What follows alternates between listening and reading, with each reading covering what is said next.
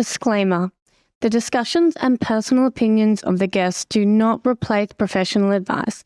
It's recommended that you seek your own independent professional mental health or legal support to meet your individual needs. There's so much shame. There's so much embarrassment. Why do I have this? Why can't I figure it out? And yes, I did seek a few different avenues. I had some self-help books, but they were just so bad, you know, on the front cover, overcoming bulimia or...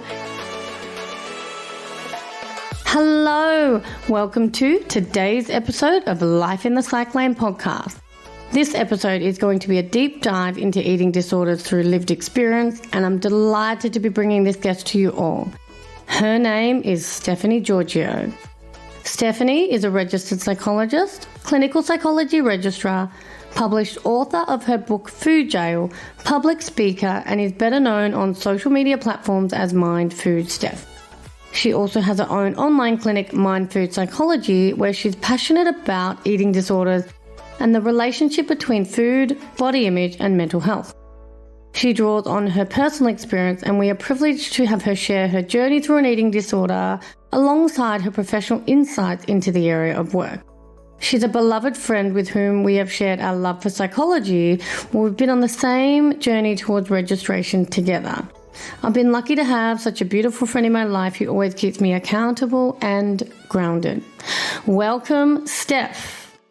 Hello, Rachel. Thank you so much for having me on the show. It has been a long time coming. I know. We feel so lucky and privileged to have you on Life in the Psych Lane podcast. It's something we've wanted to do for such a long time, so we are here. Get right into it. I'm excited. Steph and I have known each other from probably day one of our psychology journey. We've done a lot of our psychology courses together, 5 degrees and counting for both of us. I wanted to ask you, Steph, and I know you've written about this in your book, Food Jail. You have a really amazing personal lived experience story about living life with an eating disorder that you've used in your professional practice because it's recovered, it's managed, but it's something that you can draw on and you share with all your clients.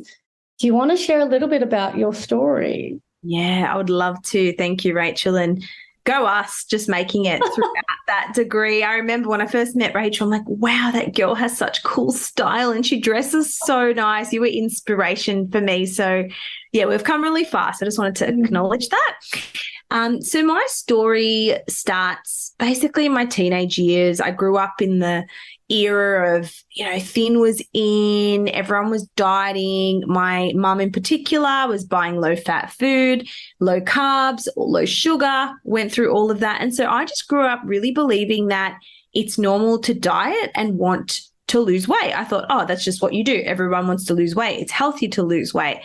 And I started to sort of be a bit restrictive. I got into a bit of modeling, and I think that's what was the trigger point for me. Was the photographer, when taking photos, made a comment about my body, about being bloated, and I just died inside. And I thought, that's it. I need to restrict bread. I need to not eat anymore. And I just started restricting my food in an attempt to change my weight, shape, and size. And then what we know through eating disorders is restriction leads to binge. And then I developed this binge eating disorder, bulimia, and I never really thought it was a problem because I was highly functional. I was going to uni. I was running a business. I was working full time, and I was almost like a high functioning person with an eating disorder. But disordered eating was so normalized back then. It's when, I guess, fitness influencers were just coming to the space, low calorie foods were coming out. It was very normalized. So I didn't think there was a big issue because I was still functioning. And as you know, Rachel, the DSM-5 has changed in its diagnostic criteria. And back then, I just don't think the level of impairment would have rendered me, I guess, appropriate for a quote unquote eating disorder. And that's why it took me so long to get help and support because it wasn't really around back then. Wow. I think it's so incredible. And you've obviously highlighted so many things. My mind first, I'm going to ask you first off, if you can tell us in detail, because I think everyone's probably interested to know, what was the comment that photographer said to you in a photo shoot? Well, we had to take different styles of photos, and there was a bikini one. And I remember he was taking photos. He stopped the camera. He looked at me up and down and he said, "Did you eat before you came?" Oh, Like, yeah, I had 2 of those mini dinner rolls. And he was like, "Okay, you should never eat before a shoot because you look bloated." And I had no idea. I used to love bread. I come from a Greek family. There's so much food. And I was mortified. And he actually made me shoot the bikini again, not because just I was bloated, but also because I didn't have the right bathers. So he made me go out and get these expensive cheetah bikinis, which were like $80 back then. And I did it because, I wanted to make it in the modeling world. And that was the comment, "Did you eat before you came? You're bloated." And I actually put a photo in the book of me and how I looked at this shoot, because if you look at it, it is a normal 15-year-old girl in a photo. I don't think there's anything wrong with it. But back then it was the most horrendous thing I'd ever seen. Absolutely. And like you think about a 15-year-old female, normal development, right? Like your body is in the prime of changing. So something like bloated, I mean, many layers to that, because I think someone's comment like that, they do not understand the depths of how that can shape somebody's identity, let alone the profession or what you're doing in modeling sets, as we know, unrealistic standards, the perfectionism, having a perfect picture on the output. It's just not the usual average daily standard of everyone's body type. Exactly. And I think people who are listening, mothers, other professionals, when you're younger, those words really do have an impact, whether you're a mum or you have children. What you say about food and body image, it really, really sticks. So just being mindful of the words that we do use. I have a question, because, you're talking about like binge eating disorder, and was back in the day when it was so normalized and all these things were coming out. How long before you realized that maybe it was an issue? Because it sounds like, obviously from 15 or teenage or before, it was a longer term thing that you endured. How long was it before you thought it was a problem? That's a good question. And I used to sort of say, I have seasonal eating issues, because it would come and it would go, and I would get a handle on it, and then I didn't. I think when I really realized it became a problem was when it really started to impact my life. So I was running a fitness studio for women, and I was driving home and I was so tired. And this was maybe 2010 or maybe around that time. And I was so tired. I was actually driving on the wrong side of the road, and it took other people to wave me down and say, "Oh my God, what are you doing?" And I was like, "Oh crap." And I just sort of turned, and I was that tired. I was just out of it. Every morning I just woke up like a zombie. My mum knew something was up. Like, they all knew. My sisters knew, my mum knew, but no one knew how to address it because I was so defensive. I was in denial, but it became a problem when I was too exhausted to do anything. I just felt like I'd lost my spark. I wasn't engaged or present with my family, and I just didn't care. I just felt very apathetic. I wouldn't say I was depressed, and I wasn't really anxious, like maybe had anxiety around food, but it was more just a vibe about me. I used to be so vibrant and bubbly and outgoing, and I just became this shell with no spark. Yeah, like an almost like a withdrawn version maybe of yourself, or just a softened version. Yeah, because what we're talking about, like you and I both know with eating disorders, the reason why, or one of the reasons why you have to treat them with such care.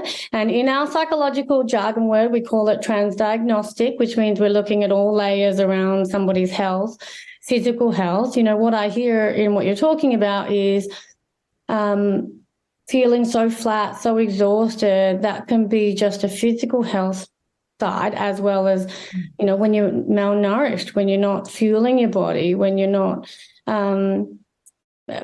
keeping yourself fueled in that space, then your mood and your ability to manage your mood gets affected, right?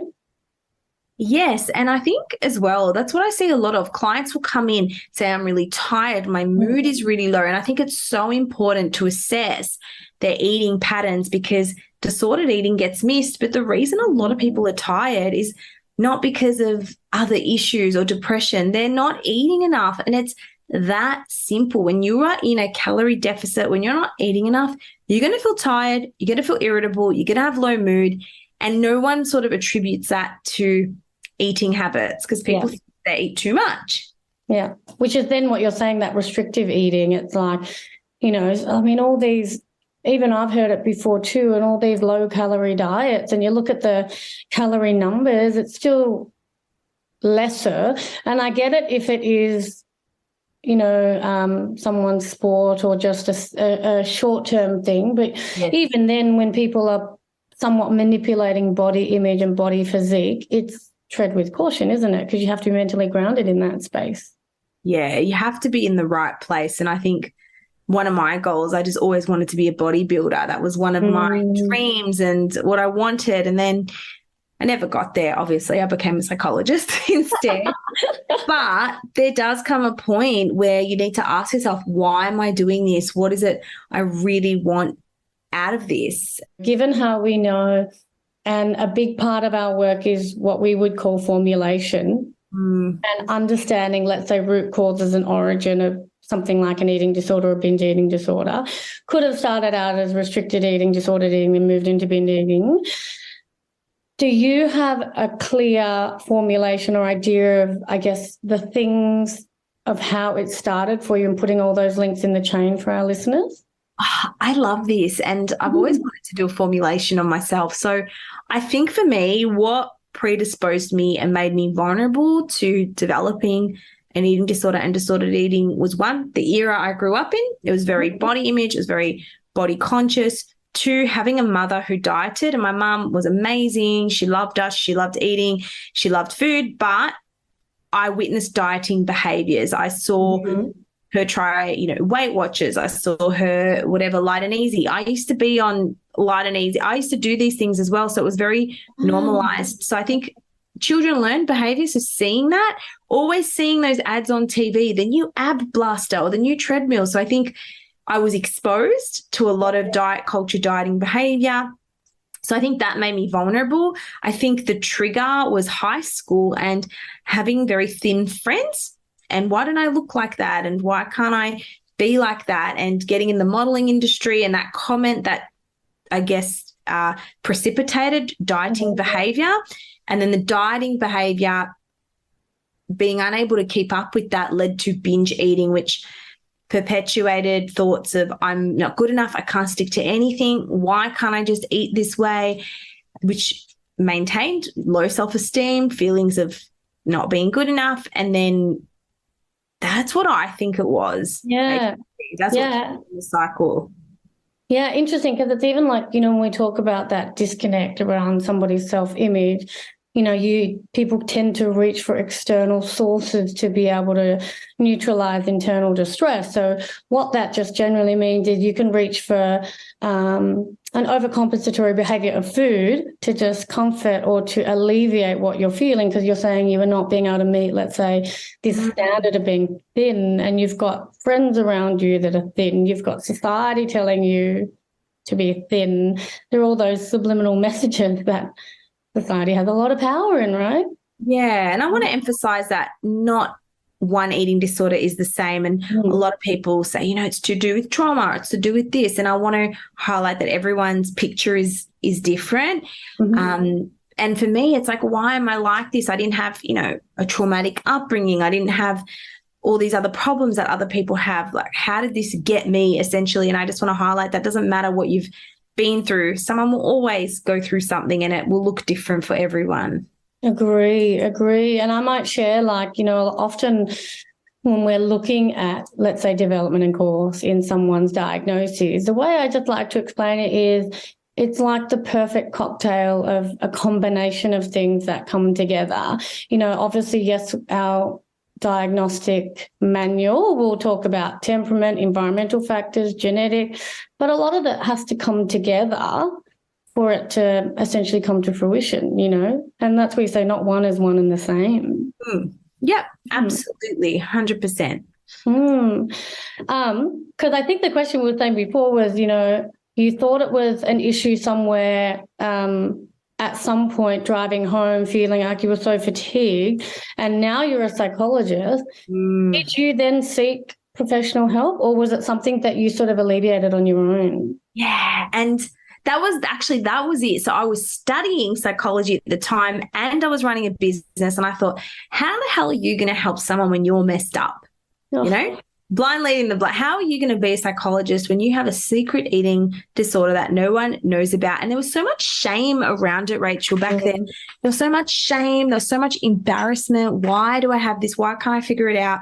And yes, I did seek a few different avenues. I had some self-help books, but they were just so bad, you know, on the front cover, overcoming bulimia, or, you know, 5 steps to your self-help book. And that's why when I wrote my book, I wanted it to look more like a novel. I wanted it to be a bit more secretive and not look like you're carrying around this big red flag, I have an eating disorder book.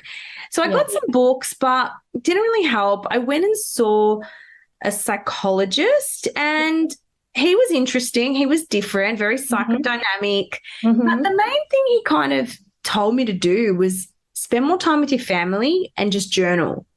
So I used to take half a day once a week off work as my self-care time, because what I realized was I was a workaholic. I never felt good enough in other areas of my life. So I would work. And then when I got home, I was so tired or so worn down that binge eating was me time. That was my release. So I think it was a strategy to manage stress as well as exercise that just got taken too far. So I did seek help. I don't know how helpful it was at the time. I don't know if he was the right fit. And it's funny because later on, a few years after, I went back to him and I said, why didn't you do CBT on me? I had an eating disorder. I literally went and confronted my psychologist. Yeah. And he had some valid points and he handled it well. But then I also went and had hypnosis because I thought I had a chocolate addiction.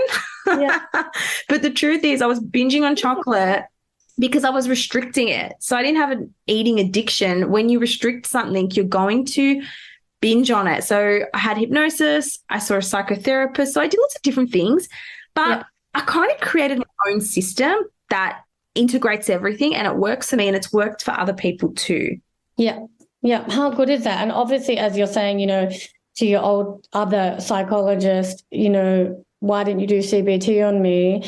Our profession has progressed significantly further around eating disorders to have, and we're moving in that space of eating disorder accreditation that you have, CBTE, just so that professionals out there can really understand the transdiagnostic approach and the severity, because under the category, which we'll go into a bit later, has anorexia nervosa, but founded on many things that you and I know and heavily learned about at some point in our studies, was the starvation theory, because eating disorders severely impacts people's level of functioning on day-to-day basis. It just doesn't happen, right?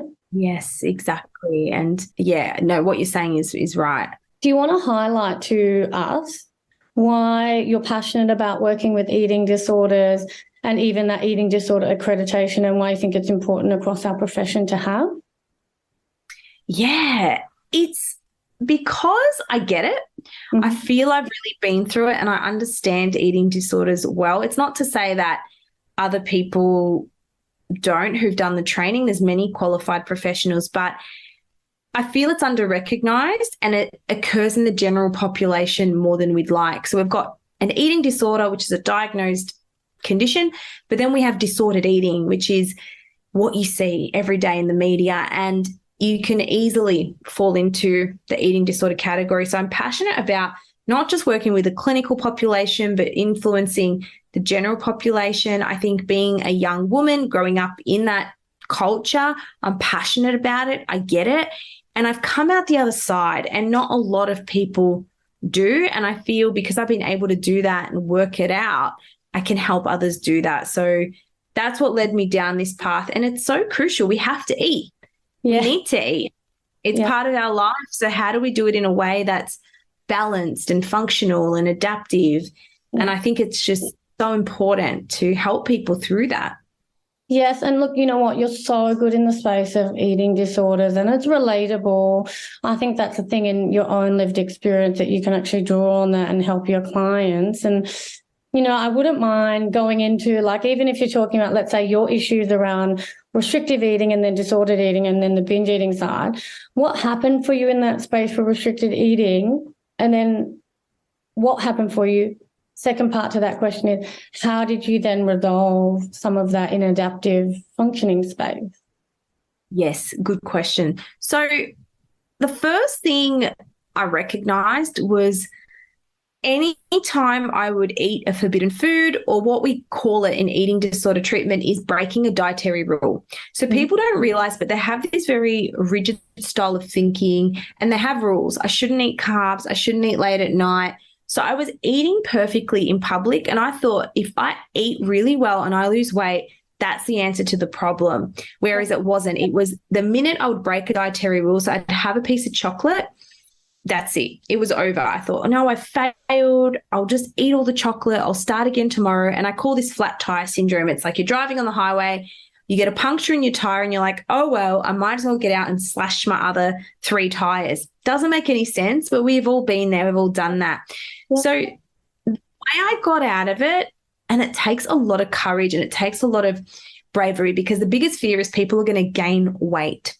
And it was, I needed to let go of that. I need to let go of, it doesn't matter if you gain weight, you need to heal this. You can't live like this anymore. So I actually began food blogging on Instagram. I was taking photos of my food on Instagram and people loved the journey. People were following it. And I started to eat food and then noticed, oh, I didn't magically, put on all this weight overnight. I can eat waffles and be okay. I can eat pancakes and be okay. So it was food exposure that helped challenge my beliefs around body weight, as well as being more cognitively flexible, not having this expectation of eating clean all the time, not feeling like a failure if I enjoyed a meal out, and knowing you can be both and be healthy.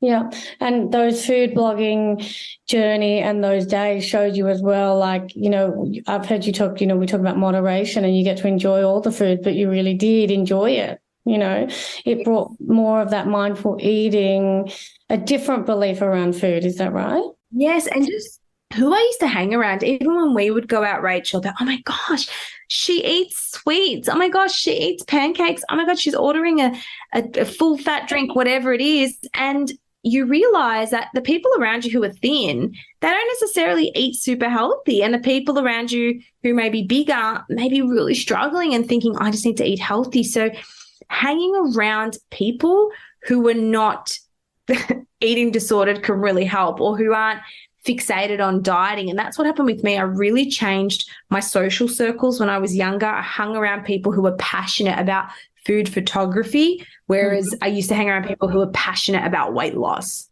Yeah, and to be honest, in the modelling industry, just those unrealistic standards and expectations that one size fits all kind of thing, right? Yeah, and it's so normalised. Yeah. When you go to a gym, when you hang out, I used to do these fitness groups. Everyone would talk about, oh, I need to lose weight. I ate so much in the weekend. I ate so bad, and now when I hear that talk, I just disengage from it. I'm like, sorry, not doing this today. No.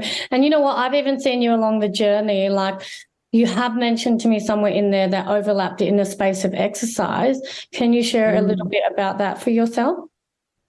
Oh, yeah. So I used to be a massive over-exerciser, to the point, because I used to teach fitness classes, but then I'd also go to the gym and then this and that. And I think learning that it's okay to have a rest day, it's okay to not exercise, or yoga or Pilates or stretching is just as valuable. So I think assessing, if you're listening to this, just assessing your relationship with exercise as well. I mean, you would know as well, you had an athlete background. So going from that extreme training to, I guess, having a different style of training now, like mentally, I imagine that would be a big shift as well. Absolutely. You maintain, to some degree, I'd say I maintain like an athlete mindset, and then you're not training like that. So the body does it differently. And there's a large amount of acceptance and grounding you have to do to go through that process, right? I think we've both had our transitions and adjustments along the way.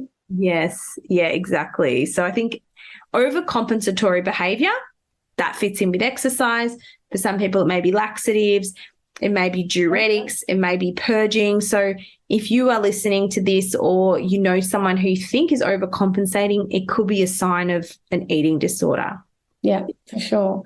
So then on your story, I actually want to ask you, because it makes me smile and I think it's a really good space that we can talk about it. But how proud are you of yourself for being able to have an experience like this in an eating disorder or disordered eating in your life, but coming out on the other end and knowing that you're better for it and you can use your lived experience to help other people as a psychologist? How proud are you of yourself for that? Oh, thank you, Rachel. Thank you for pointing that out. Look, I'm proud.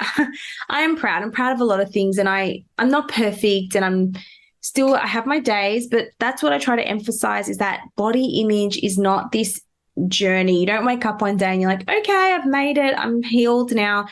It's a daily decision. It's a daily decision to say, you know what? I went to the gym today. I didn't put all my effort in. I was pretty tired, but hey, I showed up and I'm proud of that. So I think being proud is about taking pride in the little things, even if they're not perfect. But I'm extremely proud. I mean, getting through 4 degrees, doing our clinical registrar, being a psychologist, helping people. And that's where I really get my inspiration from, is just seeing people get better and seeing people who go from complete hopelessness to being able to eat waffles and eat different food. That's what makes me really proud. But I do take a lot of pride in how far I've come, but it's by no means is it perfect, but I am proud. So thank you. Yay. The reason I'll explain why I talk about pride, and I think it's really important that we all do. I think as psychologists, we often highlight things that people are proud of or the positive self-affirmations. However, for myself, with any kind of mental health issue, so much of it is riddled with shame as an underlying feeling that people have, and being able to talk about, feeling like they're not worthy enough because of what they do. And on the opposing side of a feeling of shame is our pride, which we also sometimes need to highlight and let it grow. So I think you've done an amazing job. Yes, thank you. You too. Haven't we all? We've all been through something. If you're listening to this, you should definitely be proud of whatever it is you've accomplished as well. Agree. And that's why we always say we're in it together, because we never go through life in a space where you intentionally want to be alone. At the end of each podcast episode, I have some ethos life questions that I generally ask. It can be a one-word answer, otherwise a one-sentence answer. What message do you want people in the community to know about eating disorders? I think the message is that you may always get thoughts that come up, thoughts you should be eating better, exercising more, not eating so much chocolate, and that's okay. It's about recognizing these thoughts and not getting taken away by them, because your thoughts aren't facts. So your decision in the moment really dictates your success long term. So know that you can have the thoughts, but you don't have to engage in them. Good one. I love that. Such a good message. Woohoo! What is one daily self-care task that you cannot live without? Definitely getting outside and getting in the sun. That's why I moved to the Gold Coast, because I need sun, I need getting outside. And I think going for a walk is something I have to do daily just to help get a break, get some sun, get some endorphins, and recommend everyone does the same, even if it's a quick one, 5 minutes. I'm going to add in there, one of my old swimming coaches, he's passed now, but he's amazing, but he taught me face the sun, and it's an absolute beautiful thing that you can do in your day to absorb that kind of sunlight and take it in. Question 3 is, what is your favorite food? Oh, I love this question. I love sweets. I love desserts, and I used to be really shamed about it. I felt a lot of shame about it, but now I just own it. I love chocolate and peanut butter pancakes. They're my thing right now, and acai bowls. I'm loving them at the moment. Anything nutty and chocolatey, I'm there. That's my favorite foods. I'm on board with you all that way. All the brunch, the sweet brunch dishes. Oh, we could never brunch enough. We loved it. It's been such a privilege to have you on to share your insights, your expertise, and most importantly, your incredible story. So thank you so much for coming on Life in the Psych Lane podcast. Thank you for having me, Rachel. Take care, everyone.